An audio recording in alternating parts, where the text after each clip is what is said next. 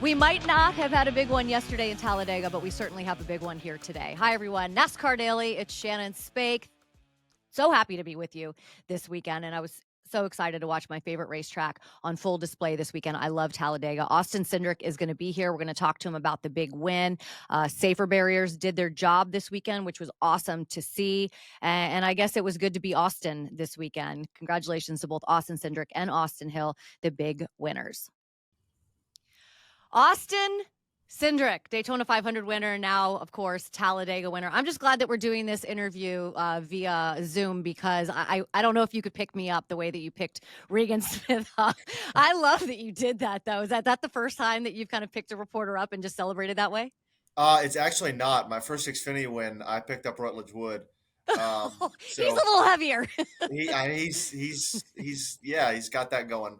No, but I think I don't know. It's funny because you do all this and like I'm a hugger, and it's inevitably the first person I get to see. I mean, I like Regan, like he's a good dude. Like we'll go golfing every once in a while. Like so, I probably know him better. I mean, I know Jamie really well too. I mean, I probably wouldn't be. I would have hugged her, but maybe it wouldn't have been as aggressive. And I would definitely would have punched her in the chest like I punched Regan in the chest. But no, it's cool. But it's like the first person you get to see, so like inevitably you're going to be the recipient of all that emotion. Plus, I think Jamie's as tall as you, so Regan's a little easier to pick up. I'm sorry, Regan, just an easy shot right there. How'd you celebrate the win? Because you were telling me a little bit off camera, and it was way too good not to ask.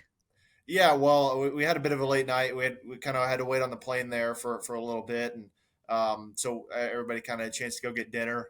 This was a race that my mom came to, so mom and I went to the Panda Express in Oxford, Alabama, and I love that. kind of just sat on our phones, called relatives, and caught up, and from there just kind of hung out and with my crew guys and joking at everything and talking about the day and looking at everybody's reactions and my watching. I think my favorite video to come out of the race day was my engineer John on the pit box going absolutely bananas when we won the race. So it's just fun to see that emotion from all involved because it was just a total team victory for sure. It really was because your crew guys were just nails, right, on that final pit stop. So I know that we've seen that a lot this season. It still blows my mind to hear those pit stops and how fast they are. I think it was 3.2 seconds.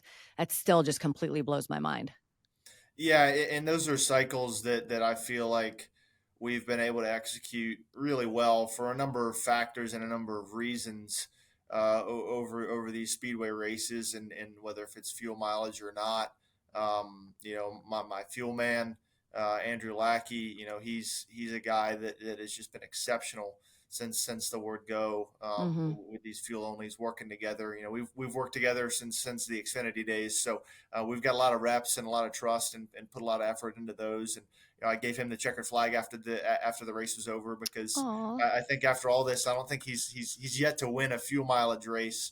That was a special one for me and him to share. And but it takes everybody. It takes the whole team, and the total execution is where it counts when the competition level is this high.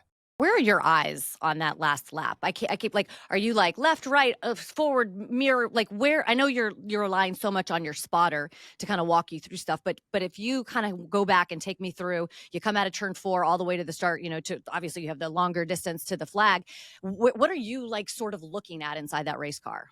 Yeah, I think it's honestly a great question. It might seem obvious, but it's something I actually think about when I'm driving, and I didn't really think about it much before this car. This car, there's a lot more tandem drafting, and but with that, the bumpers are not very square; they're very round. So you have to be very, very centered on the car. In front of you, and the car pushing you needs to be very centered and very square. And I've always figured the best way to do that is to pick a point on the horizon, pick a point on the racetrack to just absolutely focus on and don't deviate from it. And almost like an airplane landing on a runway in high winds, right? You're kind of getting blown around, pushed around all different ways. The car's not stable, but I have to stay centered on that place because otherwise the car behind me, which his only reference is me, if I'm Hmm. moving, he can't get to me well either. So it's a constant transition between okay, the car behind me, I'm looking in my rearview mirror, the car behind me is about to become attached. I need to fix. I need to be locked in. And the moment we become separated, then I go back to looking in the mirror until that point happens again. And I thought that Kyle in the five was doing everything I could have asked for. There at the end of the race, as far as getting me the right pushes at the right times, being able to take care of me in the tri-oval where it would have been really easy to spin me out. So I think really high level driving, from behind, and I felt like that's everything I could have asked for and wanted and needed and have needed in the past to finish these races out with a win. So I'm just happy that it all worked the way it did, and was able to get done.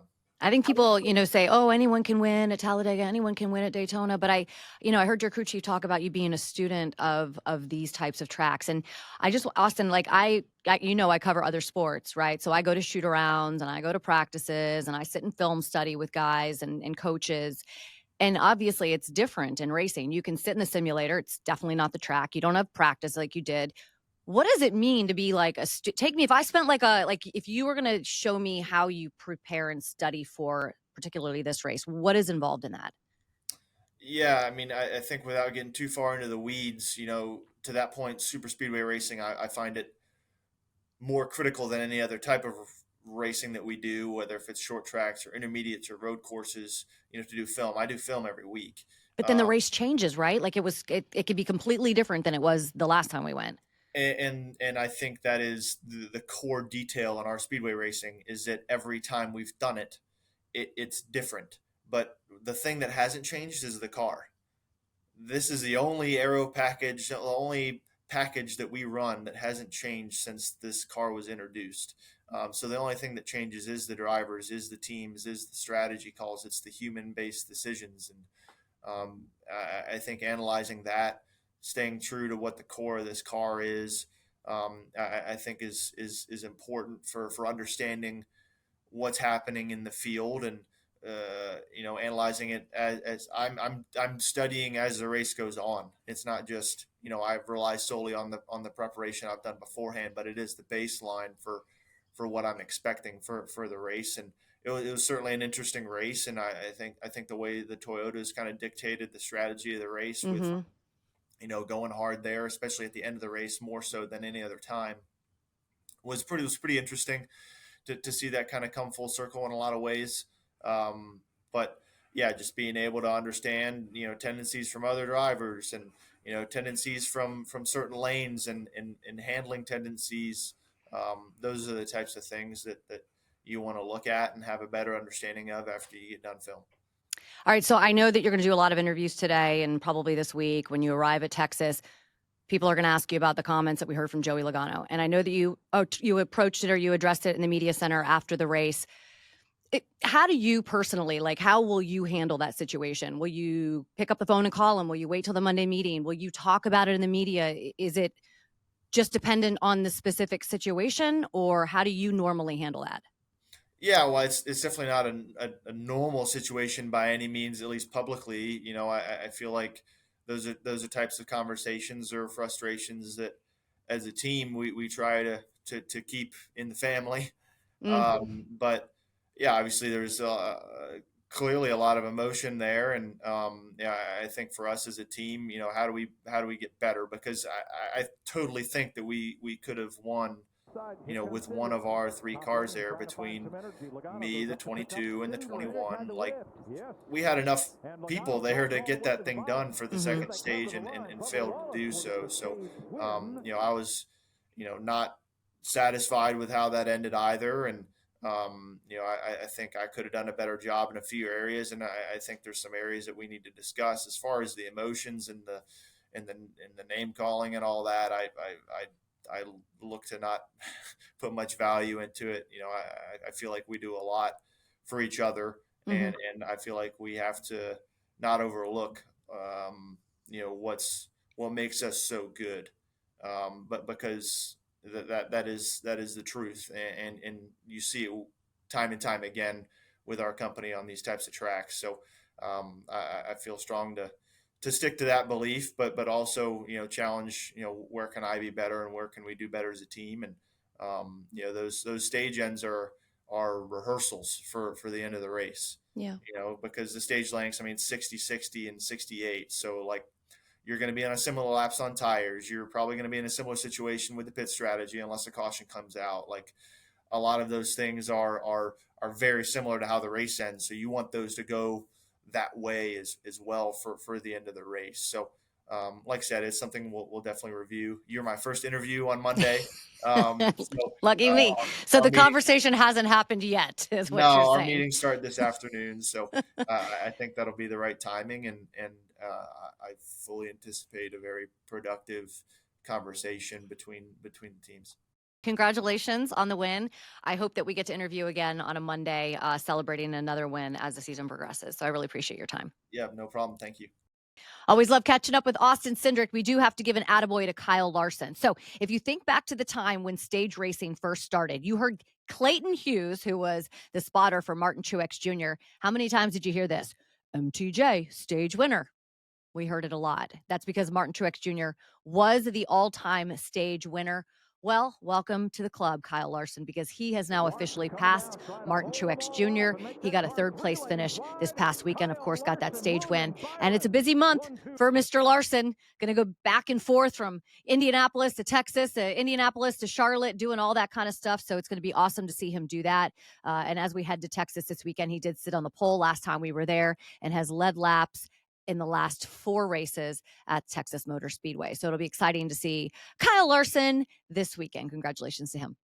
Before we head out for the day, I have to do best day ever, and I'm going to give just a lot of credit to Talladega Super Speedway, to NASCAR for the safer barriers. When I started covering NASCAR in 2005, 2006, there weren't safer barriers everywhere. And when drivers would hit the wall, it was really dangerous. This past weekend, we saw 2 huge wrecks on that inside wall. Connor Zilic in the Xfinity Series, of course, Christopher Bell and Chris Buescher in the Cup Series, both on the inside wall at Talladega. 2015 is when we showed up at Talladega Super Speedway, and that entire track was wrapped with safer barriers. So bravo to Talladega, to NASCAR for those safer barriers, keeping those drivers safe. When you see that window net come down, you know that the safer barriers did their job. All right, that's it for today. Thanks again to Austin Cindric for joining us. Congratulations to him. And it's a Social Speedway tomorrow with Jesse. So make sure you tune in. We'll see ya.